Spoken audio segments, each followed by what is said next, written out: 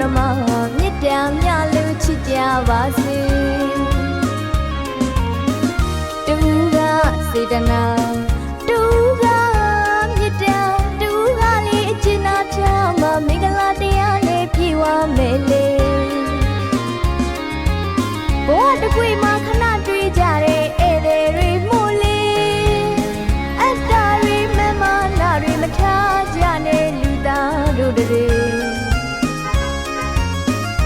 လူကိုလူကြီးအမြင်ရှင်းကတန်ရာကင်းမှလူချီချီကခိုင်မြဲမယ်လေ